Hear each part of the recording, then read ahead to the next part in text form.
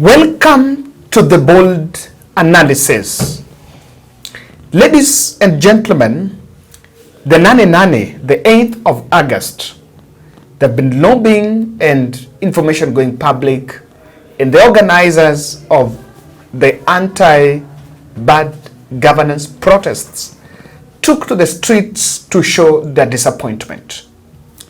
And for sure, what has been witnessed in Nairobi may be translated as a low turnout, but that low turnout was because of access to CBD was actually blocked. So depending on how you look at it, you can celebrate and say that the protest has been suppressed, but that could not be it, because sometimes there is absence of violence. You know, absence of violence is not peace. There is negative peace and there is positive peace. What the country is experiencing is a negative peace, and I will delve more into that. Today, Jimmy Wanjigi and Martha Karua joined protesters in Nairobi. There is a video of Martha Karua in the streets of Nairobi joining the protesters. And then there is also Jimmy Wanjigi, who was taken to the streets to join the protesters. Now, for the last 2 days, when that hashtag of Nanene was trending, there's a clique of pro-government bloggers that were directly linking Jimmy Wanjigi to be the face behind the new wave of protests in the country. And Jimmy Wanjigi appeared in town. I would want us to take a minute or so that we watch the video of Jimmy Wanjigi in CBD before he was evacuated by his security details out of town.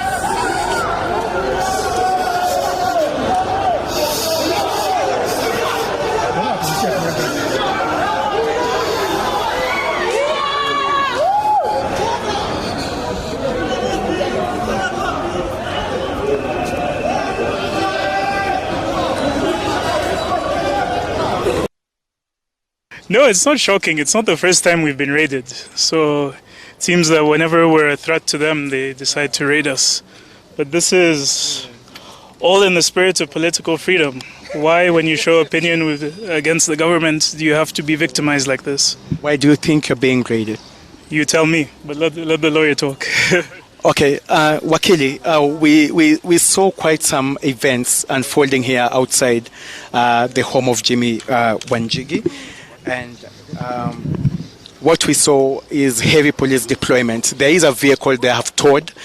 We don't know much details. The police are telling us they will give more information, but according to eyewitnesses, this particular vehicle was seen speeding and parked outside the premise before its occupants left. And right now, this particular vehicle has been dusted, inspected. Some of the electronic items inside this particular vehicle have been confiscated. Do you know why this has happened, and do you have any information? Actually, I've just asked the police. They're saying they're doing their work. I've asked them where the vehicle is being taken. They've told me it's Central Police Station. So we'll be moving there to see what defense the police are going to create. So I've actually arrived 10 minutes ago and they have not told me anything. So just told me that they're still doing their work. I consult them when they're done. So I think I'll be able to address you well when I've had a conversation with the police. Yeah. Even as Maina, you're saying that, this is not the first time. Do you think that the police have been on the radar in regards to, trailing, and you think this is witch hunt?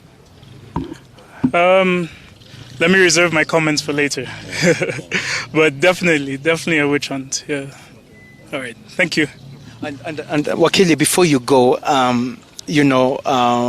would you say or think that this is related to the demonstrations today? We wait to see. The police are saying we give them time to clear here, then we go and see them at the police station. So we want to see what is the OB being written, so then they can address you to see why they have taken that vehicle away. Thank you. Does this vehicle belong to the Wanjigis? We want to know after that. We want to know. Have the police accessed the house? Not yet. Not yet. Thank you. Is Jim Wanjigi safe? Yes, sir. One question. We've seen different police departments here. The DCI and police, administrative police officers. They were here in the numbers, more than 50 police officers to arrest one another. No more. Obviously, the history, the political history that Maina was talking about. So it's just political harassment that, every Kenya and now him is now facing. And he has always faced this before. So we are prepared for any eventuality. I believe these are all politics. To all the information that you have about Wanjigi? Yes. Do you believe what they're saying about him and why they're here? What are they saying about him? What are they saying? Social media. So from that video, you'll understand that he was making a technical appearance. He was making a technical appearance, and number one, I think Jimmy Wanjigi wants to identify with the population that is demanding governance, good governance from President Ruto, or rather he's identifying himself with the Gen Z. That's for sure.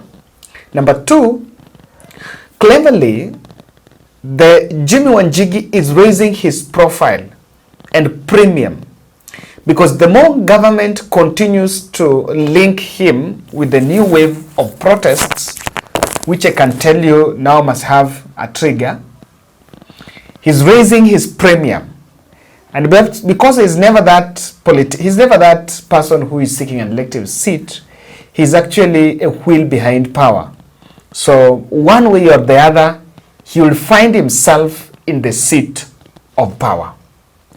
Now, the other appearance of the police, the other observation I can also make from it is, contrary to maybe the other arrests, I think you can see that in some places, police was actually making in-person arrests of protesters, arresting protesters violently and bungling them in a car.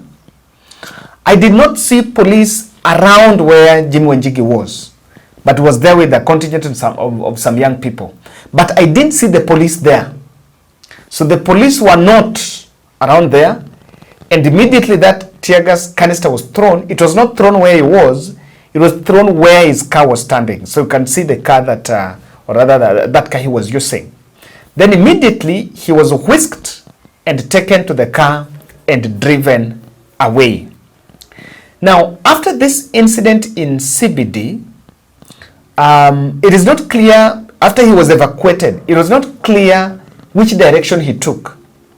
But the next information that came out is a contingent of police officers that surrounded his residence in Muthaiga at the gate, and you could see them enclosing that space, saying it's a no-go zone, or rather it's the red tape was put there, it's a crime scene.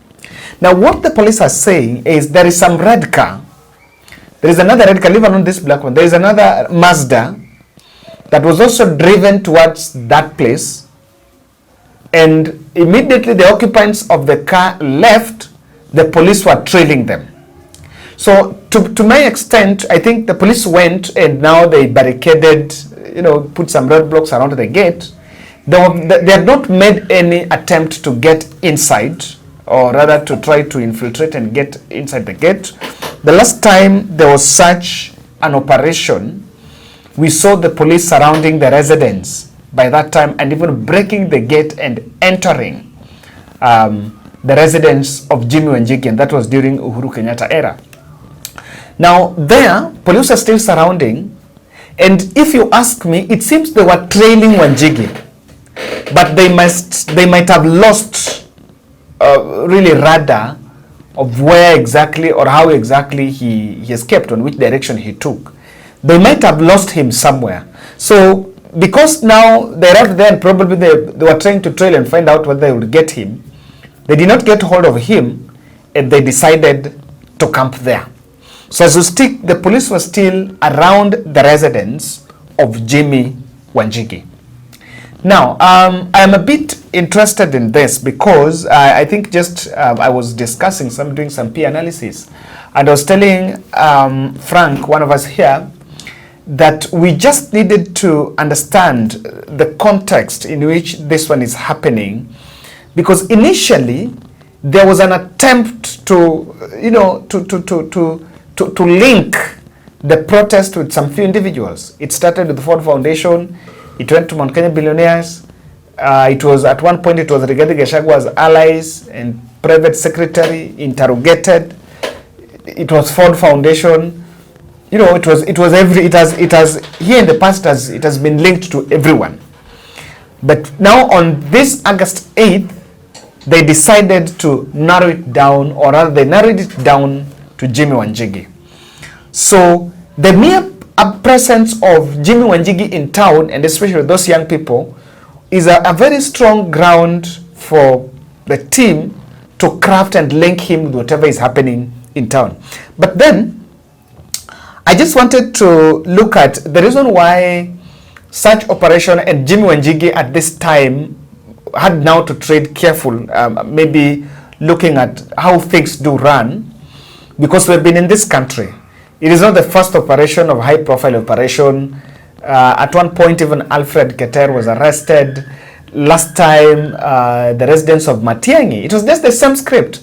Last time, the residence of Matiang'i was raided, and they were allegedly looking for some, some guns or something. And even at some point, the residence of the son to former President Uhuru Kenyatta, and Uhuru Kenyatta had to go there to defend the son. So it has been happening now. But if you look at the video at the police at Jimmy Wanjigi's residence, they're relatively not doing much. They're just there. I'm not seeing any urgency, not just bit of pressure. But I think the drill that the police were doing with Jimmy Wanjigi, trailing Jimmy Wanjigi, is probably they go and surround the residence so that they try to find out if Kenyans realize, or rather if the number of young people in town realize that Jimmy Wanjigi, there is something happening with Jimmy Wanjigi, will there are people that will go there to stand in solidarity with him? Politicians always like some sort of solidarity. So I think the police were trying to do a drill just to find out. So if we go to Jimmy's place, what will be the reaction of people in town? Are they going to chant, release Jimmy, or are they also going to try to move towards that direction? There was some bit of an attempt on that. But then, I want to interpret a bit of that operation because I think that is the high-profile operation that has been conducted today. The first thing I'm seeing, this is also to justify the operation that has happened in Nairobi. I will do an in-depth analysis about the Nairobi operation today. What has happened in Nairobi was a crackdown on anyone. And the security officers, they did not want, the anti-riot police, they did not want anyone in town. In fact, it should worry the country because they are outlawing any sort of protest. I've always been saying what the kind of getting to 2027, the Kenya Kwanza administration will tighten the gap, and now looking at the new relationship with the opposition, they really try to pass some draconian laws, just in case of what they're going to do. So pursuing Jimmy Wanjigi is supposed to justify that, okay, he is behind the team here, and probably they need that headline. You know, tomorrow there will be a headline on what happened. They are thinking probably they can be able to buy their way through a headline, the headline in Nairobi, because that will be diversionary to what really happened. And I'm looking at the agenda that the media will be selling tomorrow, because the media must converge around one agenda: brutality. The two, this could be the making of crafting some gun charges. It's been a usual script. I may not be shocked to see reports about some very fake things said to have been found in that car there. It's a possibility that can always be there. They can always come out and say, you know what, I went to this place, I found this and this. And this is also an indication that, and if they're not careful, if the Kenya Kwanza is not careful, they might actually consolidate the opposition of what they're thinking. They might actually consolidate that opposition. So Jimmy Wanjigi also had to escape, because with this is a ground even to set up some gun charges. You know, Jimmy Wanjigi last time was linked to ownership of some guns here and there. Remember when they're breaking his residence. But we've not seen a single civilian in town armed with a gun that has confronted any police officer. So even if you might have those grounds, I've always been seeing in the past that one being done. But I think also they want to divert the attention of the country to those individuals. That should not be it. And the country must be wary that you don't fall for such. The country must be wary to what it is. For example, now, it is not the problem, the discussion must be centered around violation of human rights. That is what the country must be talking about. And I think probably they were trailing Wanjigi to look at how this would be. So ladies and gentlemen, that is my take. I'm coming back with some true critical analysis. So make sure you subscribe and watch our channel. Thank you.